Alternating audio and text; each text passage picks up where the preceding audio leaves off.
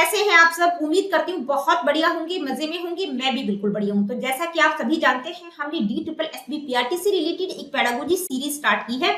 लेकिन यहाँ पर आप लोगों को मैं हर वीडियो में यही बताती हूँ कि ये जो पेडागोजी सीरीज है न केवल D triple S B PRT वाले बच्चों के लिए है, बल्कि जो स्टूडेंट्स बीएड एमएड एजुकेशन में नेट का प्रिपरेशन कर रहे हैं, इसके अलावा सी टेट एच टेट या किसी अदर स्टेट के टेट के लिए प्रिपरेशन कर रहे हैं, या किसी भी टीचिंग एग्जाम चाहे एनबीएस केवीएस ईएमआरएस किसी भी टीचिंग एग्जाम की तैयारी कर रहे हैं जहां पर आप लोगों से पेडागोजी पूछी जाएगी, वहां पर ये सीरीज आप लोगों को बहुत ज्यादा हेल्प करेगी।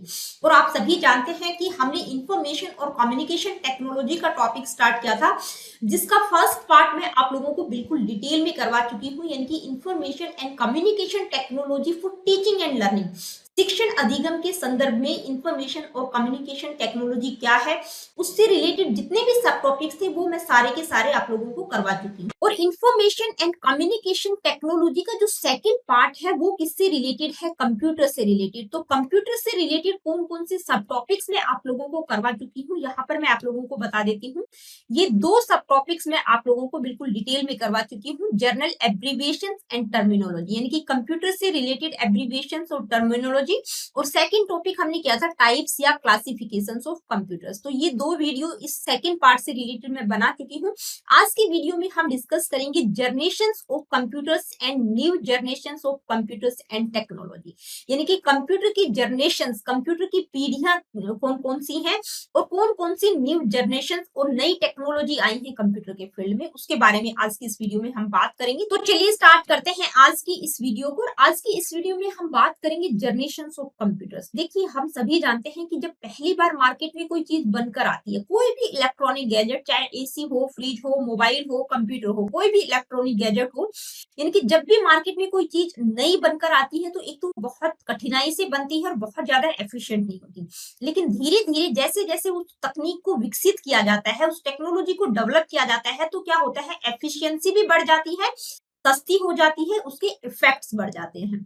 तो आज की इस वीडियो में हम बात करेंगे कंप्यूटर जनरेशंस के बारे में, यानी कि कंप्यूटर जो है सबसे पहले जब मार्केट में आए तो वो किस तरह के थे, उसके बाद किस तरह के कंप्यूटर्स आए और आज की डेट में किस तरह के कंप्यूटर्स का प्रयोग किया जाता है। तो सबसे पहले बात करते हैं फर्स्ट जनरेशन के कंप्यूटर्स की, यानी कि जब सबसे पहले कंप्यूटर मार्केट में आए तो वो किस तरह के थे, तो कौन से सन में आए थे? पहली बात इंपॉर्टेंट कि 1940-50 के आसपास आए थे। एंटायरली इलेक्ट्रॉनिक, किस तरह के कंप्यूटर थे? इलेक्ट्रॉनिक कंप्यूटर्स का प्रयोग किया जाता था। यहाँ पर आप इमेज में भी देख सकते हैं, used vacuum tubes to store instructions. Instructions को स्टोर करने के लिए जो मेन पार्ट था, जो मेन कंपोनेंट था फर्स्ट जनरेशन के कंप्यूटर्स का, वो क्या था? Vacuum tubes. अब वैक्यूम ट्यूब्स की अगर हम बात करें तो आप लोगों ने अपने घर में ब्लैक एंड व्हाइट टीवी हम सबके पास थे पहले, तो कुछ इस तरह के होते थे, यानी कि उनके पीछे ना एक डब्बा टाइप का होता था। तो ये जो पीछे वाला पोर्शन था, यहाँ पर क्या होता था, वैक्यूम ट्यूब का यूज किया जाता था उनमें भी। तो कंप्यूटर जो फर्स्ट जनरेशन के कंप्यूटर थे उनमें वैक्यूम ट्यूब्स का यूज किया जाता था, जो कि कांच की बनी होती थी, बहुत बड़ी होती थी। ठीक है। अब जो फर्स्ट जनरेशन के कंप्यूटर थे वो क्या थे, साइज में बहुत ज्यादा बड़े थे। एक रूम एक कंप्यूटर के लिए चाहिए होता था। वेरी एक्सपेंसिव टू ऑपरेट, यानी कि उनको ऑपरेट करना बहुत एक्सपेंसिव था, बहुत महंगा पड़ता था। वेरी लिमिटेड स्टोरेज कैपेसिटी, यानी कि स्टोरेज कैपेसिटी भी उनकी बहुत ज्यादा नहीं थी। Used a lot of electricity and generated a lot of heat, बहुत ज्यादा इलेक्ट्रिसिटी कंज्यूम करते थे, हीट जनरेट करते थे, इसलिए एसी मस्ट था, यानी कि विदाउट एसी के आप उनका यूज नहीं कर सकते थे। इनपुट आउटपुट प्रोसेस जो है बहुत स्लो था फर्स्ट जनरेशन के कंप्यूटर्स का। ठीक है। एग्जांपल्स आप लोगों से पूछे जा सकते हैं कि फर्स्ट जनरेशन के एक दो कंप्यूटर्स के नाम आपको पता होना चाहिए, जैसे यूनिवैक 1 हो गया, इनिवैक हो गया। कई बार मेमोरी बेस्ड क्वेश्चन आप लोगों से पूछ लिया जाता है, आप लोगों को 3-4 नाम दे दिए जाएंगे, उनमें से पूछ लिया जाएगा कि ये कौन सी जनरेशन के कंप्यूटर थे। ठीक है। इसके बाद सेकंड जनरेशन के कंप्यूटर आए। देखिए, सेकंड जनरेशन की अगर हम बात करें तो उसमें किस तरह के कंप्यूटर्स बने। Vacuum tubes were replaced by transistors, यानी कि पहली जनरेशन में हमने देखा कि जो इंपॉर्टेंट कंपोनेंट था वो क्या था, वैक्यूम ट्यूब्स का प्रयोग किया जाता था, जो कि कांच की बनी होती थी, बहुत बड़ी होती थी, पोर्टेबल नहीं होती थी। वैक्यूम ट्यूब को रिप्लेस कर दिया गया सेकंड जनरेशन के कंप्यूटर्स में, किसके द्वारा? ट्रांजिस्टर्स का प्रयोग किया गया। तो सेकंड जनरेशन का जो इंपॉर्टेंट कंपोनेंट, इंपॉर्टेंट पार्ट क्या था? ट्रांजिस्टर्स का प्रयोग इसमें किया गया है। बहुत इंपॉर्टेंट क्वेश्चन यहाँ से बनता है। ठीक है। अब ट्रांजिस्टर का मतलब क्या होता है? अ मिनिएचर सेमीकंडक्टर जो कि वोल्टेज और करंट को रेगुलेट और कंट्रोल करने का काम करता है। अब ट्रांजिस्टर्स का प्रयोग किया जाने लगा तो उससे हुआ क्या, यानी कि जो कंप्यूटर था, जो पहली जनरेशन के कंप्यूटर थे वो बहुत बड़े थे साइज में, तो उनका जो साइज था सेकंड जनरेशन के कंप्यूटर्स का वो क्या हो गया, छोटा हो गया, फास्ट हो गए, थोड़े से सस्ते हो गए as compare to first generation, more energy efficient and more reliable. ठीक है। Magnetic disk and tape were use. जो सेकंड जनरेशन के कंप्यूटर थे उसमें क्या यूज किया जाने लगा, मैग्नेटिक डिस्क का प्रयोग किया जाने लगा। अब ये जो मैग्नेटिक डिस्क होती है ये क्या होती है, एक फ्लैट डिस्क होती है जिस पर मैग्नेटिक कोटिंग होती है जो कि इंफॉर्मेशन को होल्ड करती है। ठीक है। यूज ऑफ मैग्नेटिक कोर, यानी कि मैग्नेटिक कोर का प्रयोग किया जाने लगा किसके लिए, internal storage, primary internal storage के लिए। मेन स्टोरेज कैपेसिटी क्या हो गई, यानी कि जो स्टोरेज कैपेसिटी थी वो बढ़ गई as compare to first generation. Faster input output, पहली जनरेशन के कंप्यूटर्स के मुकाबले जो इनपुट आउटपुट का प्रोसेस था वो क्या हो गया, फास्ट हो गया था।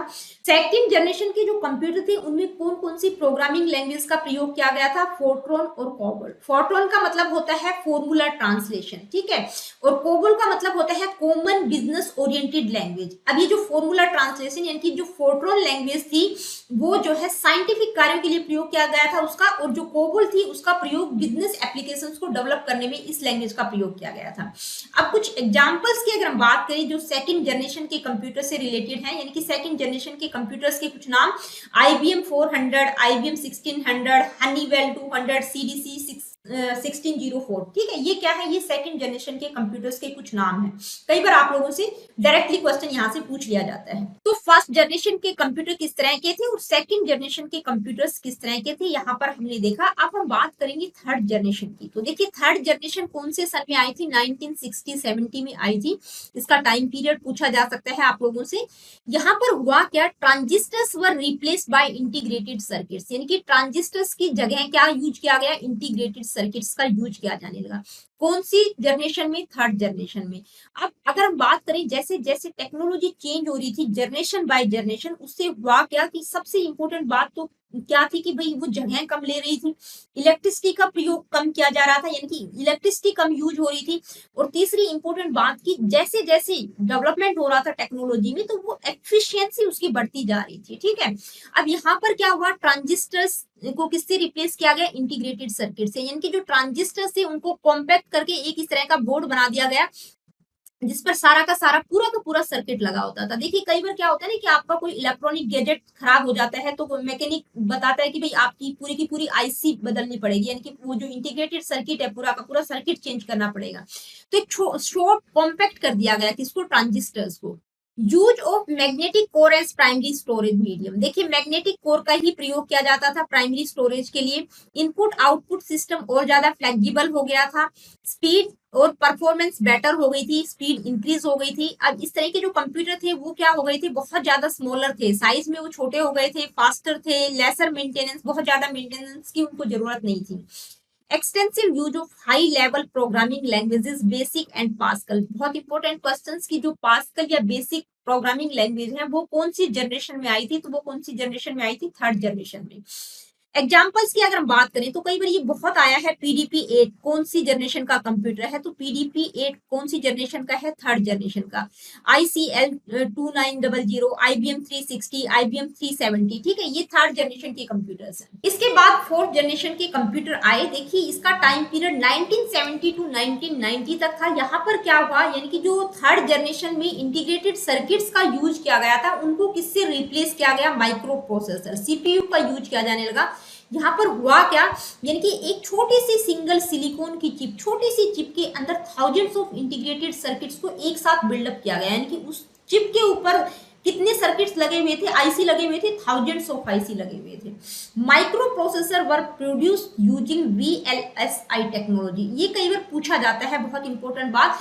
VLSI और एक होता है ULSI टेक्नोलॉजी, कौन सी जनरेशन में आई थी, तो जो VLSI टेक्नोलॉजी है वो फोर्थ जनरेशन में आई थी। इसका मतलब क्या है VLSI का, वेरी लार्ज स्केल इंटीग्रेशन। इसका मतलब क्या है कि भाई एक छोटी सी बहुत सारे मिलियंस ऑफ इलेक्ट्रॉनिक कंपोनेंट क्या थे, एक सिंगल चिप पे लगे हुए थे।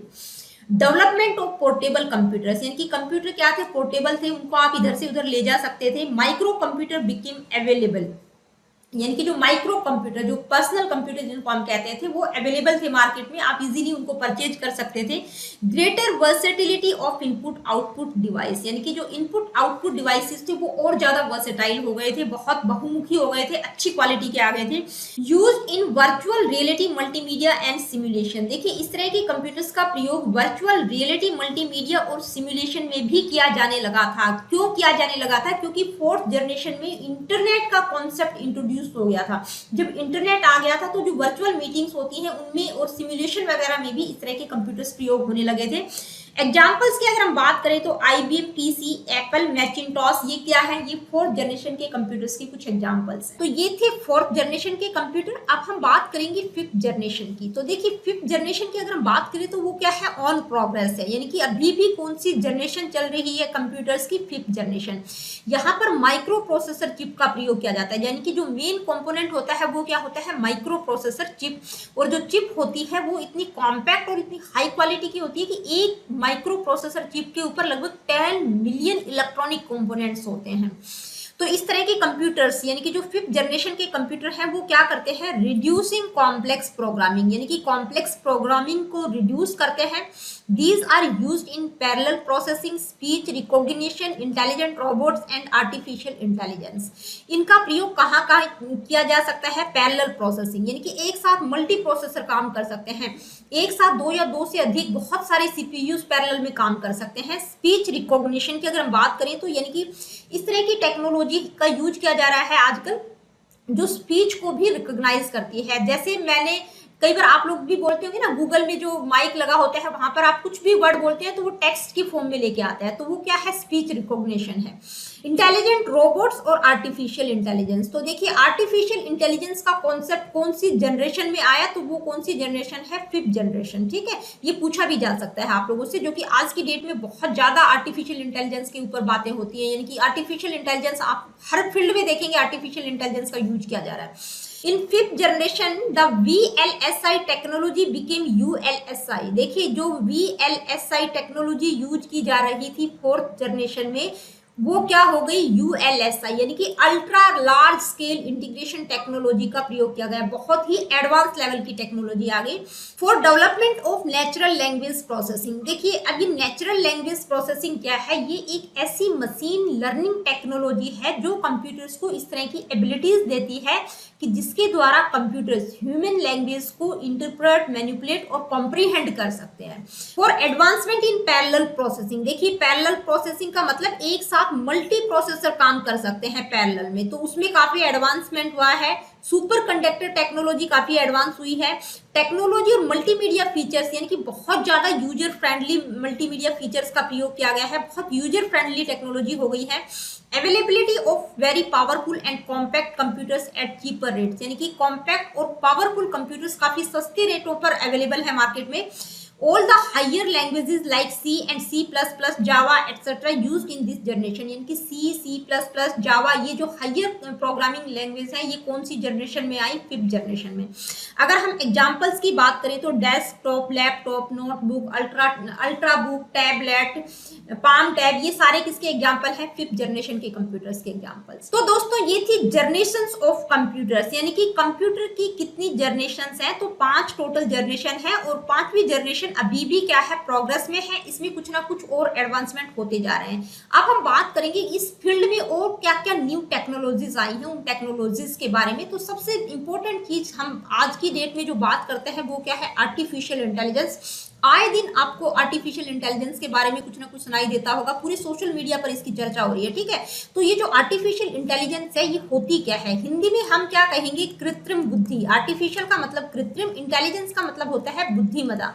ठीक है, बुद्धिमत्ता यानी कि ह्यूमन मेड इंटेलिजेंस है, ये आदमी के द्वारा बनाई गई है। तो कंप्यूटर विज्ञान की एक शाखा ने ऐसे मशीन का निर्माण किया है जो ह्यूमन की तरह सोच सके, ह्यूमन की तरह काम कर सके रियल टाइम सिचुएशंस में, यानी कि जो भी सिचुएशन उसके सामने आए तो उसी तरह से सोचे जिस तरह से ह्यूमन बीइंग सोचते हैं।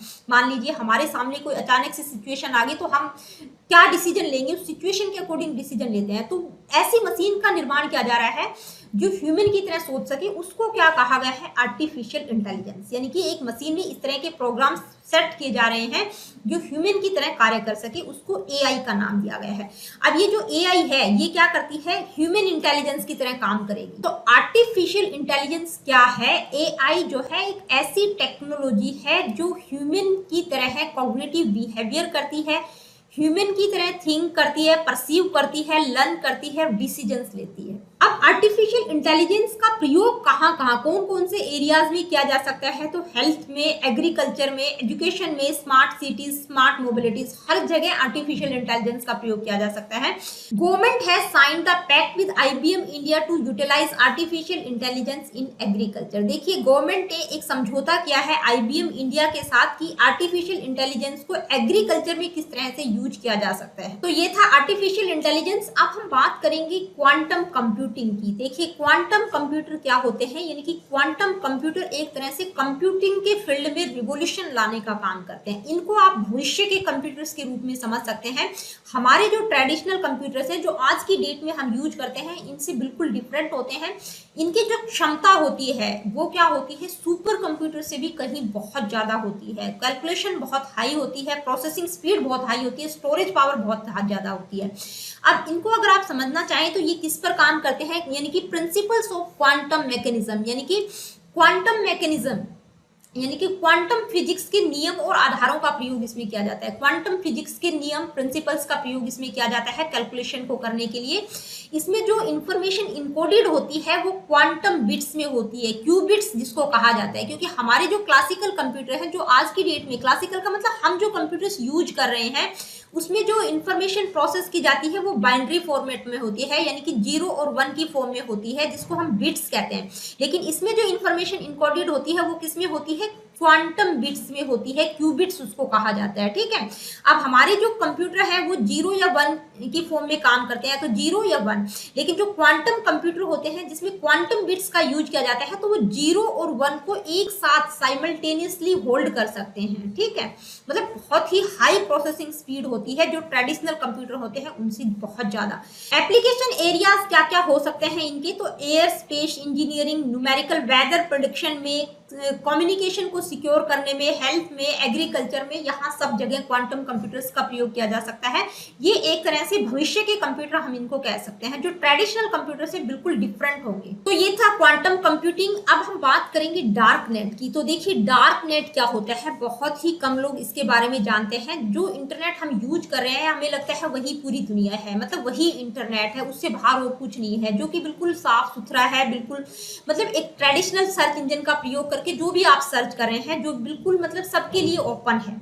लेकिन वो ही इंटरनेट नहीं है। इंटरनेट जो है लेयर्स में डिवाइड है, 3 लेयर्स इसमें है। कौन कौन सी हैं, जो सबसे ऊपर वाली लेयर है उसको हम कहेंगे सरफेस वेब। ठीक है, जो कि हम कोई भी चीज को सर्च करके निकालना चाहते हैं वो क्या है, सरफेस वेब। उसके बाद है डीप वेब और उसके बाद है डार्क नेट या डार्क वेब। ठीक है, तो ये 3 लेयर्स में डिवाइड है। जो हम यूज करते हैं वो सिर्फ 4% है, बाकी का जो इंटरनेट है डीप वेब और डार्क नेट वो 96% वो है। ठीक है, हम जो इसका यूज कर रहे हैं सरफेस वेब का वो क्या है, 4% है।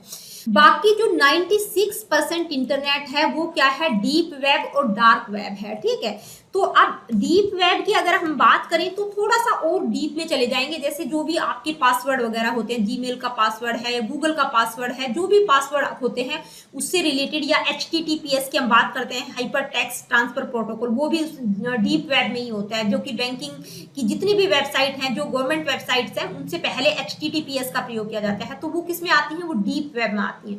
अब जो सबसे नीचे वाली लेयर होती है वो क्या होती है, डार्क नेट। यानी कि डार्क नेट को जो है आप एक्सेस नहीं कर सकते ट्रेडिशनल सर्च इंजन, यानी कि गूगल वगैरह के द्वारा डार्क नेट को आप एक्सेस ही नहीं कर सकते, आपके सर्च इंजन में वो आएगा ही नहीं। उसके लिए एक स्पेसिफिक ब्राउजर का प्रयोग किया जाता है जिसको टोर कहा जाता है, जो ओनियन की तरह की शेप में होता है। ठीक है, तो एक स्पेसिफिक ब्राउजर का प्रयोग करके ही आप डार्क नेट को सर्च कर सकते हैं। और ये जो टोर है, जो वेब ब्राउजर है, ये किसके द्वारा डेवलप किया गया था, यूनाइटेड स्टेट के द्वारा 1990s में। उन्होंने तो अपने कामों के लिए इसको डेवलप किया था, यानी कि यूएस के जो भी इंटेलिजेंस कम्युनिकेशन ऑनलाइन थे उनको प्रोटेक्ट करने के लिए उन्होंने टोर को डेवलप किया था। तो डार्क नेट की अगर हम बात करें तो किसके लिए यूज होता है, इलीगल, यानी कि जितने भी इलीगल कार्य हैं जैसे कोई तस्करी का है या स्मगलिंग का है या ड्रग से रिलेटेड या ह्यूमन बॉडी के जो भी अंगों का लेन देन किया जाता है, मतलब जितने भी इलीगल एक्टिविटीज हैं वो सारी किसके थ्रू होती हैं, डार्क नेट के थ्रू आती हैं। ठीक है, surface web is that part of the internet that is available to general public and is searchable standard search engine like Google. तो सरफेस वेब जो कि मैंने आप लोगों को बता ही दिया है, यानी कि इंटरनेट का सिर्फ 4% पार्ट होता है, उसको हम सरफेस वेब कहते हैं, जिसको आप ट्रेडिशनल तरीके से मतलब इजीली आप उसको नॉर्मल सर्च इंजन का प्रयोग करके आप उसको सर्च कर सकते हो, लेकिन डार्क नेट को एक्सेस नहीं कर सकते, उसके लिए एक स्पेसिफिक ब्राउजर टॉर का प्रयोग किया जाता है। इसके बाद हम बात करेंगे 3D प्रिंटिंग। देखिए 3D प्रिंटिंग क्या होती है। 3D प्रिंटिंग को आप एक मैजिकल मशीन की तरह समझ सकती है, जो क्या कर सकती है, create real objects from digital design, यानी कि डिजिटल डिजाइन के थ्रू रियल ऑब्जेक्ट्स को क्रिएट कर सकती है, बिल्कुल हूबहू कॉपी को निकाल सकती है। जैसे जो ट्रेडिशनल प्रिंटिंग में यानी कि जो नॉर्मल प्रिंटिंग होती है उसमें क्या होता है, जो भी चीज हम प्रिंट करना चाहते हैं वो एक कागज पर ब्लैक एंड व्हाइट या कलर फोटो कॉपी के रूप में होती है। ठीक है, कलर हो सकती है या normal black and white form में हो सकती है, लेकिन 3D प्रिंटिंग में क्या होता है, जो चीज हम निकालना चाहते हैं, जो प्रिंट करना चाहते हैं वो एग्जैक्ट कॉपी होती है। मान लीजिए आपको कोई कार प्रिंट करनी है तो कार बिल्कुल हूबहू वैसी की वैसी होगी, जिसको आप छूकर देख सकते हैं, मतलब 3 डायमेंशंस में ही होगी। आजकल जितने भी बड़े बड़े प्रोजेक्ट्स के कॉन्सेप्ट तैयार किए जाते हैं तो उनमें 3D प्रिंटिंग का ही प्रयोग किया जाता है कि भाई ये जो मॉडल बन के तैयार होगा, बनने के बाद ये कैसा दिखाई देगा। तो इंजीनियर्स या प्लानर्स जो भी होते हैं उनको वो 3D मॉडल दिखाया जाता है कि ये मॉडल बनने के बाद इस तरह का होगा, ताकि उनको उस कॉन्सेप्ट के बारे में बिल्कुल क्लैरिटी हो जाए। तो 3D प्रिंटिंग में यानी कि इसमें जो मटेरियल यूज होता है वो प्लास्टिक या मेटल की फॉर्म में होता है, बिल्कुल लिक्विड फॉर्म में होता है। जैसे ग्लू होता है ना लिक्विड फॉर्म में, तो जैसे ही आप उसको डालेंगे तो वो हार्ड हो जाता है, सूखकर एक स्ट्रक्चर की फॉर्म में बन जाता है। तो 3D प्रिंटिंग में भी क्या होता है, एक रोबोटिक मैकेनिज्म होता है जो इसी कॉन्सेप्ट पर काम करता है, यानी कि एक 3 डायमेंशनल की फॉर्म में वो चीजों को तैयार करता है। तो इसके एप्लीकेशन एरियाज कौन कौन से हो सकते हैं, aerospace, health care, engineering, biotechnology, यहाँ पर सभी में, इन सभी फील्ड में जो है 3D प्रिंटिंग का प्रयोग किया जा सकता है। इसके बाद है CEIR। देखिए CEIR की फुल फॉर्म होती है सेंट्रल इक्विपमेंट आइडेंटिटी रजिस्टर। ये क्या होता है, ये एक लिस्ट की तरह होता है जो आपके फोन का जो यूनिक नंबर होता है, आपको पता होना चाहिए कि हर एक फोन का एक यूनिक नंबर होता है जिसको IMEI नंबर कहा जाता है। तो उस नंबर को ट्रैक करने का काम करता है। मान लीजिए आपका फोन गुम हो जाता है या चोरी हो जाता है, तो आपके फोन का अगर आपको IMEI नंबर पता है तो वो नंबर आप इस लिस्ट में डाल सकते हैं। उससे होगा क्या कि जितने भी मोबाइल नेटवर्क्स हैं उस लिस्ट की जब वो जांच करते हैं तो उनको लगता है कि ये खोया हुआ या चोरी किया हुआ फोन है, तो उस फोन का वो नेटवर्क कनेक्शन स्टॉप कर देते हैं।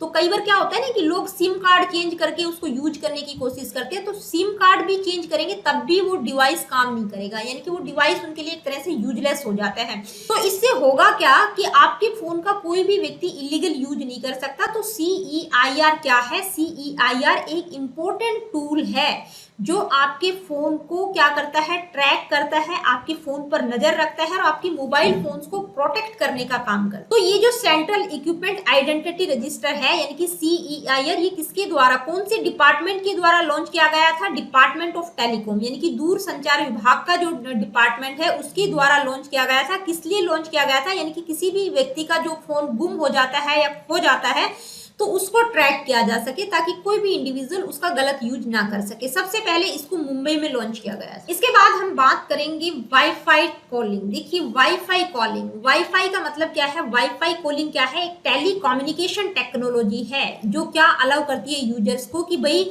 आपका सेल्युलर कनेक्शन नहीं है, आपका फोन में नेटवर्क नहीं है, फिर भी आप टेक्स्ट मैसेज भेज सकते हैं, दूसरे लोगों को इंटरेक्ट कर सकते हैं, कॉल कर सकते हैं, उनकी फोन कॉल रिसीव भी कर सकते हैं, उनको कॉल कर भी सकते हैं, यानी कि वायरलेस टेक्नोलॉजी है। वाईफाई का मतलब क्या है, वायरलेस फिडेलिटी। ठीक है, वाईफाई कॉलिंग का मतलब आपके पास सेल्युलर कनेक्शन, केबल कनेक्शन नहीं है, आपके मोबाइल में नेटवर्क नहीं है, फिर भी आप वाईफाई सेटअप करके, वाईफाई नेटवर्क का प्रयोग करके आप लोगों से इंटरेक्ट कर सकते हैं, कॉल कर सकते हैं, बात कर सकते हैं, टेक्स्ट मैसेज भी भेज सकते हैं। तो सबसे पहले इंडिया में जो है वाईफाई सर्विस को लॉन्च किया था एयरटेल ने, इसके बाद जियो के द्वारा इसको लॉन्च किया गया था। ये क्या करती है, यानी कि when there is no cellular connectivity it allows users to make high definition call, यानी कि आपके पास सेलुलर कनेक्टिविटी नहीं है फिर भी आप बात कर सकते हैं लोगों से इजीली। एक एग्जांपल से समझते हैं, मान लीजिए आप किसी बड़े शॉपिंग मॉल में गए और वहां बेसमेंट में आपकी गाड़ी खड़ी है, अचानक से आपकी गाड़ी खराब होगी और आपके मोबाइल में नेटवर्क नहीं है, उस टाइम पर आपका नेटवर्क वहां नहीं आ रहा है, लेकिन अगर वाईफाई आपके पास सेटअप है उसको आप इनेबल करके वाईफाई के थ्रू आप बात भी कर सकते हैं, टेक्स्ट मैसेज भी भेज सकते हैं। इसी तरह से मान लीजिए आप विदेश में घूमने के लिए गए हैं, आपको अपने यहाँ दूसरे कंट्री में अपने फैमिली फ्रेंड से बात करनी है, तो वहां पर अगर आप अपने मोबाइल से बात करेंगे तो वहां पर इंटरनेशनल रोमिंग लगेगी। तो जिस भी होटल जिस भी कैफे में आप रुके हुए हैं वहां से वाईफाई कनेक्ट करके आप लोगों से बात कर सकते हैं। तो दोस्तों आज की वीडियो में इतना ही। आज की वीडियो में हमने बात की कंप्यूटर जनरेशंस की और कुछ न्यू टेक्नोलॉजी जो इस फील्ड में आई है उनके बारे में भी हमने बात की। तो मिलती हूँ आप लोगों से अपनी अगली वीडियो में। अगली वीडियो में कंप्यूटर से रिलेटेड कुछ और सब टॉपिक्स को हम डिस्कस करेंगे। देखिए वीडियो सेशन अगर आप लोगों को पसंद आते हैं तो please like share and do subscribe the education classes. किसी प्रकार का क्वेश्चन क्वेरीज फीडबैक आप मुझे देना चाहते हैं, do comment in the comment section.